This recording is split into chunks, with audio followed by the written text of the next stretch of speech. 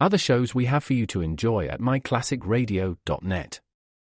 The Avengers was most certainly not a household name in South Africa prior to the radio series. With no national television service until 1976, the mechanism simply was not present in the country to show television programs to mass audiences. While many other countries reveled in the filmed adventures of John Steed and company, South Africa was not equipped to join in the fun. The series took Britain by storm and made a major impression in the American markets, being that greatest of rarities, a British series given a network transmission slot. However, as a filmed series, rather than a videotaped one, The Avengers was able to gain a modicum of exposure in South Africa through film rentals. Come and listen at myclassicradio.net. From Hollywood, the CBS Radio Workshop. Scat! The world's divided into two kinds of people, ailurophobes and ailurophiles, cat haters and cat lovers. There's no in-between. The man is yet to be born who can take cats or leave them alone. Either you love them or you hate them. I hate them. And even if you're a sweet old lady who lives all alone with 13 pussies, I'm sure you won't think too ill of me when you hear what the king of the cats did to me. Scat, you black fiend! The CBS Radio Workshop, dedicated to man's imagination, the theater of the mind, presents The King of the Cats by Stephen Vincent Benet, adapted for radio and directed and produced in Hollywood by William N. Robeson.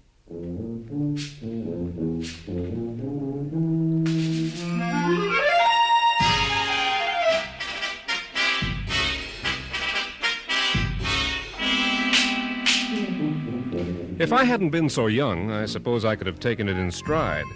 Of course, I didn't think I was young. I was 2 years out of Yale, and I thought I knew all the answers. Certainly, I knew I was in love.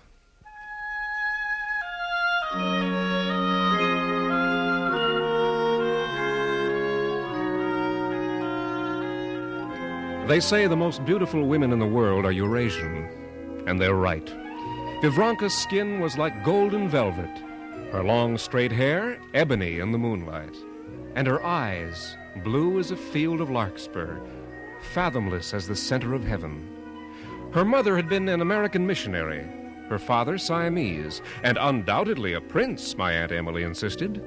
Ordinarily, Aunt Emily wouldn't have approved of Vivranka, but this was the year that the King and I was a sellout at the St. James Theater, so a hostess who could decorate her dinner table with a breathlessly beautiful Siamese princess was definitely a hostess with a mostess. At least Aunt Emily always addressed her as princess, and Vivranka always replied to the title. My dear princess, how sweet of you to drop in. And tell me how nice you would get away from the office early. Lemon or cream, princess? Neither, Mrs. Culverin.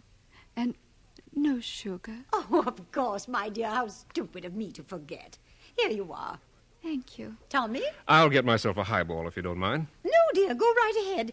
I believe you know everyone, Princess. Mrs. Dandridge. Yes, of Mrs. course. Stanford. Professor Fairweather. Yes, indeed. Mrs. Dandridge has been telling us about the most fascinating man, my dear. A symphony conductor with a tail. A tail? How interesting. I still can't believe it. I saw it myself, twice. First in Paris, and then again at the Teatro Royale in Rome. He conducted the Beethoven Pastoral, and, my dear, you've never heard such effects from an orchestra. You see, he conducted with it. With his tail? Oh, no. Oh, yes. And such a charming person. So urbane, so utterly fascinating. I should imagine. I would love to meet him. And you shall, my dear. I'll see to it when he arrives. Oh, he's coming over? Yes. Yes, the new symphony people have invited him to be guest conductor for 3 concerts. He'll be very busy, of course, but he's promised to give me what time he can spare. Oh, that's sweet of you, dear, but you mustn't wear yourself out. The rest of us must do our part, too. I'll be only too glad to help entertain him. Oh, now, that won't be necessary. I'm just going to give Monsieur Thibault... Sweet name, isn't it? Felix Thibault.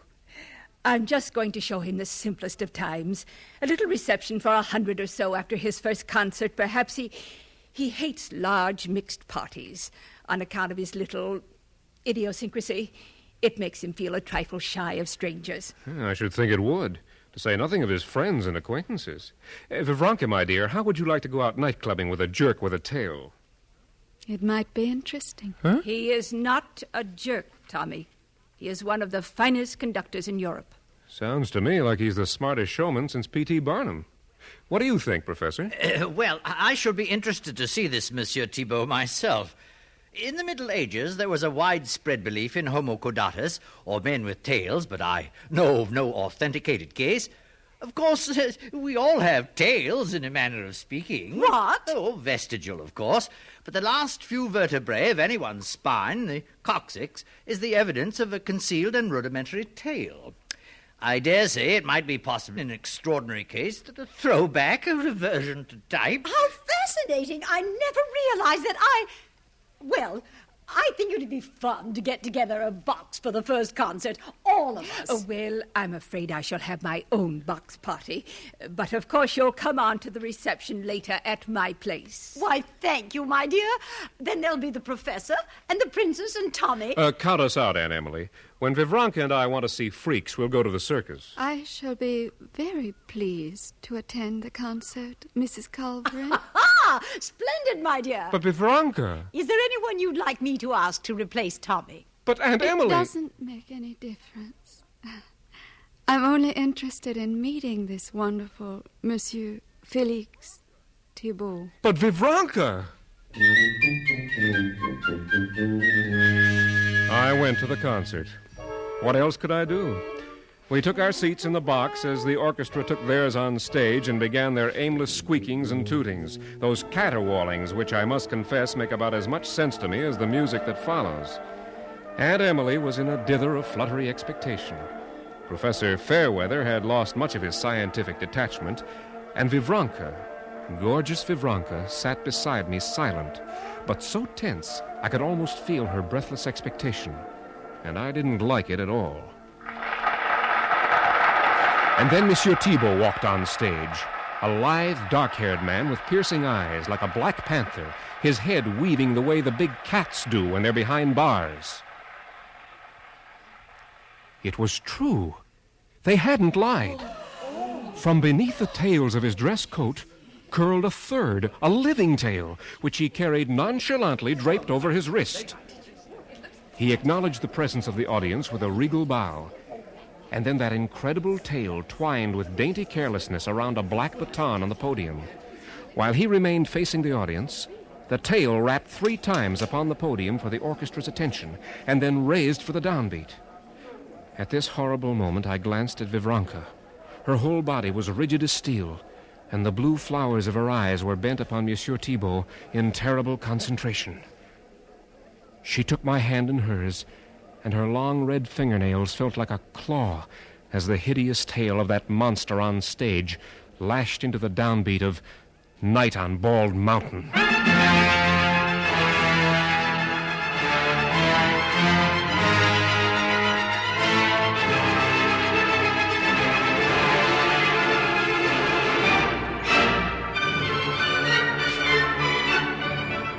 Never before had the new symphony orchestra played so superbly, and certainly never had it been led with such a genius. Freak, showman, poseur, whatever else Monsieur Thibault might have been, he was certainly a great conductor. No man's hands and arms, no matter how dexterous or eloquent, ever equaled the delicate elan and powerful grace of Monsieur Thibault's tail. A sable staff, it dominated the brasses like a flicker of black lightning. An ebon and elusive whip, it drew the last exquisite breath of melody from the woodwinds and ruled the stormy strings like a magician's wand.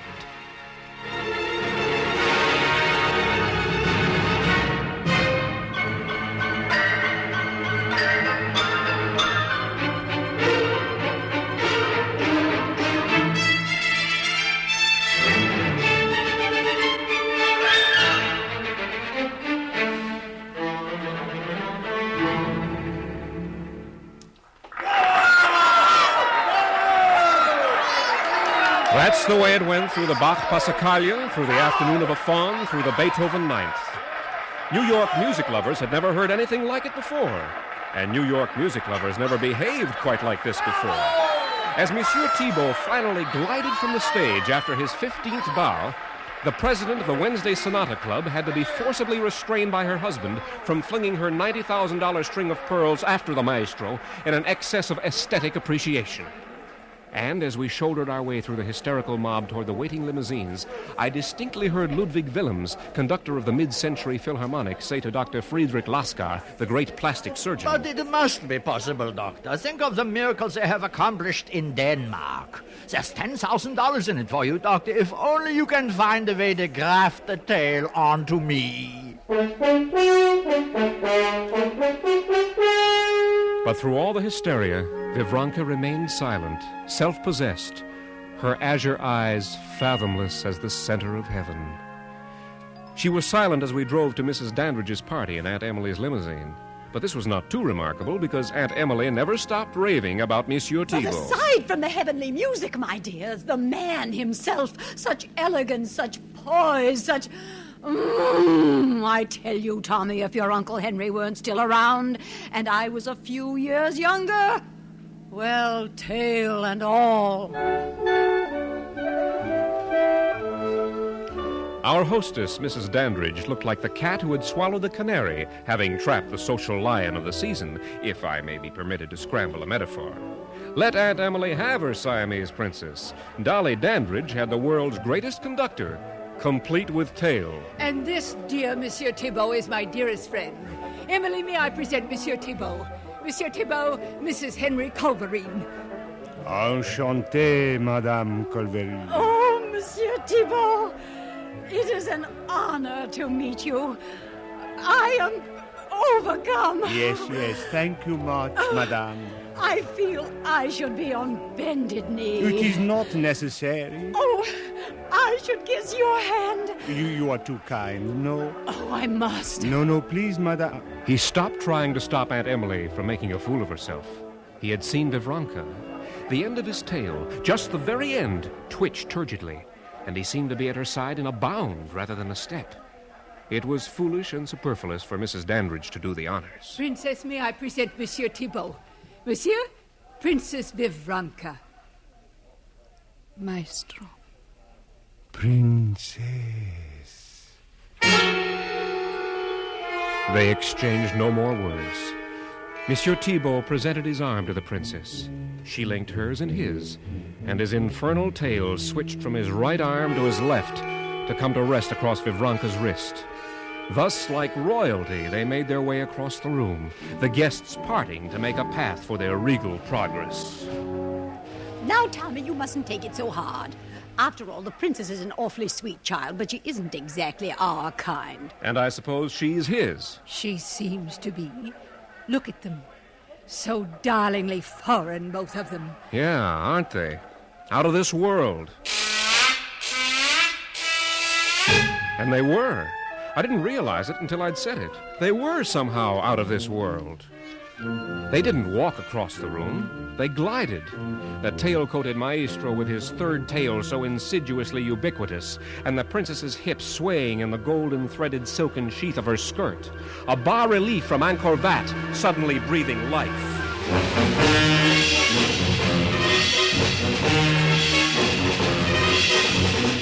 She never left his side for the rest of the evening. I didn't like it. I didn't like it a bit. But there was nothing I could do about it. After all, one can't very well make a scene, especially with a guest of honor. But Professor Fairweather, detached man of science, was bound by no such restrictive codes. Extraordinary. Simply extraordinary. I think it stinks. What? How's that, Tommy? What stinks? The way Vivranka's acting. Oh, nothing extraordinary about that. Her behavior's quite normal, I should say. Oh, it's the tail that's extraordinary. Yeah. Where'd he be without it? Where indeed, and what? Just another foreigner with a kiss-your-hand, madame accent. They're a dime a dozen. Yes, the tailless ones. Uh-oh, the princess has joined the other ladies for a moment. It's my opportunity. For what? A word with Monsieur Thibault. I'd like several words with him. Monsieur Thibault. Monsieur Thibault. Professor Fairweather. Yes. May I speak to you a moment? But of course. You know Tommy Calvin, I believe? I don't think I've had the pleasure. You are the lovely Mrs. Calverine's son? No, her nephew. How interesting. And Princess Vivranka's friend. We're practically engaged.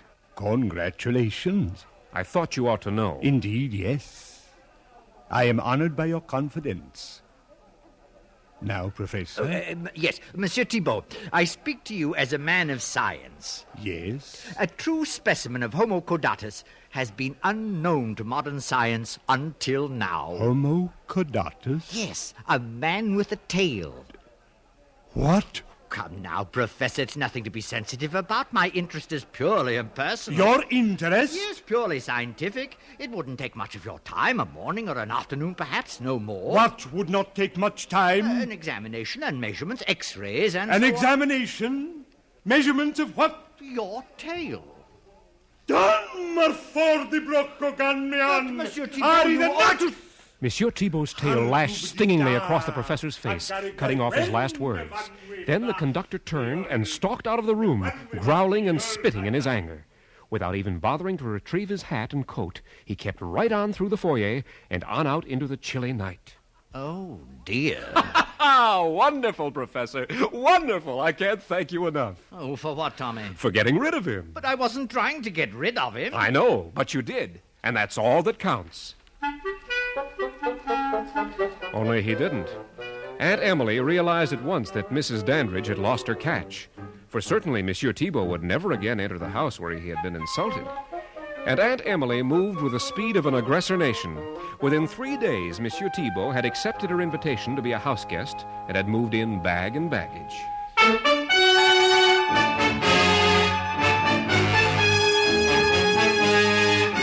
Now there was no escaping my tailed nemesis.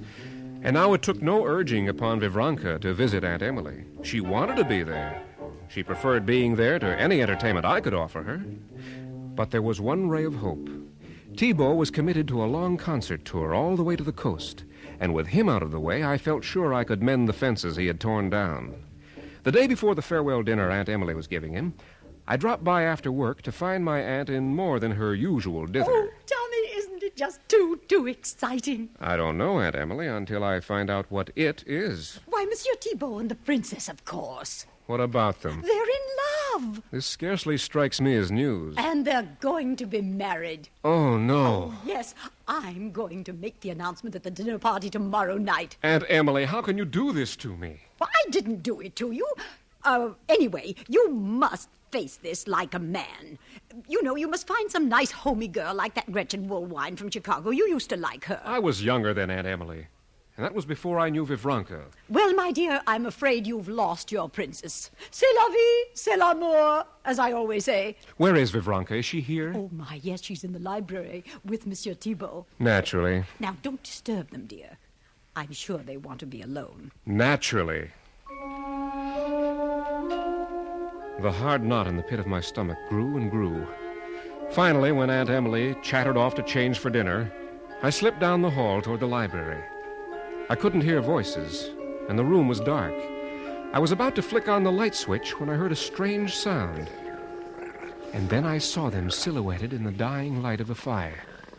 Thibault was seated in a chair, and Vivranka crouched on a stool at his side, while his hand softly, smoothly stroked her dark hair. And all I could think of was black cat and Siamese kitten. And then I realized what the sound was. They weren't talking to each other. No, they were purring to each other. But, Professor Fairweather, what am I going to do? Now, Tommy, you must get hold of yourself. This whole thing has disturbed you to the point of hallucination. Nonsense, Professor. I heard them. I tell you, I heard them purring. Fantasy, sheer fantasy. Just because the man does have a tail, you're imagining... I'm positive he's a cat. And you cannot stand the thought of Vivranka marrying... I can't stand the thought of her marrying anyone. But a cat? It's monstrous. What am I going to do, Professor? Well, you might have the SPCA pick him up. Oh, please, Professor. Oh, I'm sorry, Tommy. I know you're serious. Wait a minute. I just thought of something. Oh, no, it's too ridiculous. What? Tell me, what? Oh, Tommy, you're a bad influence. You're leading my reason from the narrow path of scientific method to the doubtful fields of the supernatural. What are you talking about? Well, I was thinking of a story I read once. Oh, it's turned up in one form or another in the folklore of every land on earth, I suppose. It has to do with a traveller who saw within a ruined abbey a procession of cats lowering into a grave a little coffin with a tiny crown on it. Oh, filled with horror, the traveller hastened away from the place, and when he reached his destination, he couldn't help telling his host of the strange ritual he'd seen. Well, scarcely had he finished when the host's cat, who'd been lying in front of the fire, leapt to its feet and cried out, "Then I am king of the cats," and disappeared in a flash up the chimney. So? Well, proceeding upon your premise that Monsieur Thibault is a cat, you will grant that he's a very extraordinary cat, a cat who could, presumably, one day be king of the cats? Of course. Of course. Yes, it might work. I'll pull it on him tomorrow night at Aunt Emily's dinner party. Only... Only what? Well, he won't buy that ruined abbey part. Well, then use your imagination. Make it Central Park. Sure, why not? Bring the story up to date. A funny thing happened today on my way up from the office.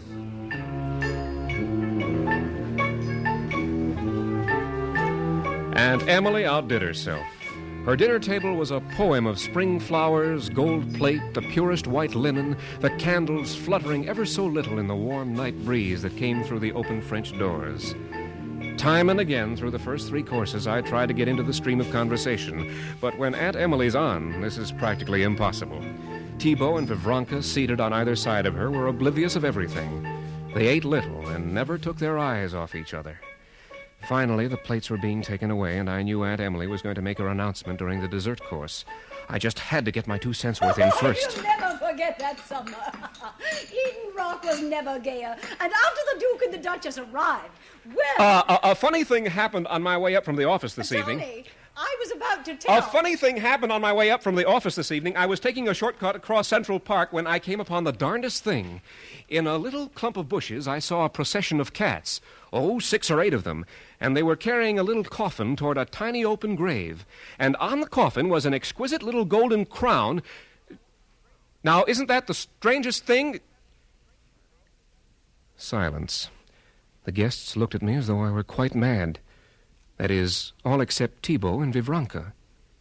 Thibault looked at me, the end of his tail flicking above the edge of the table, and Vivranka looked at Thibault, the way she had that night at the concert, tense, breathless, her eyes blue flame. At last, Aunt Emily spoke. Well, Tommy, are you quite finished? Yes, Aunt Emily, that's all I had to say. I should hope so. Well, that summer, when the Duke and Duchess Excuse came me, down... Mrs. Calverine. Oh, of course, Maestro. Tommy, you are quite positive of what you saw this evening? Oh, yes. Yes, you don't go around making up things like that. No, of course not. Yet one must be sure of the details. Now, there was a crown on the coffin, you say? That's right. A golden crown? Yes. With tiny pearls on it? That's right. You're absolutely sure? Absolutely. Then I am king of the cats! He leapt to his feet from his chair to the table and in one bound disappeared through the open French window. And an instant later, Vivranka followed. As she disappeared from the balcony to the alley below, I caught just a glimpse of something protruding beneath her silken-sheathed skirt. It was a black-tipped, golden tail.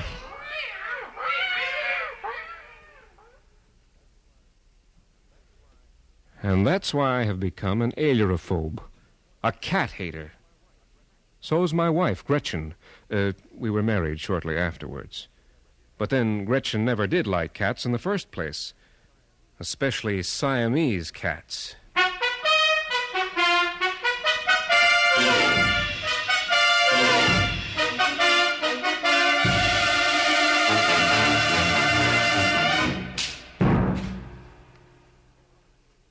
From Hollywood, the CBS Radio Workshop has presented The King of the Cats by Stephen Vincent Benet, with Byron Kane as Tommy, music arranged and conducted by Amerigo Marino.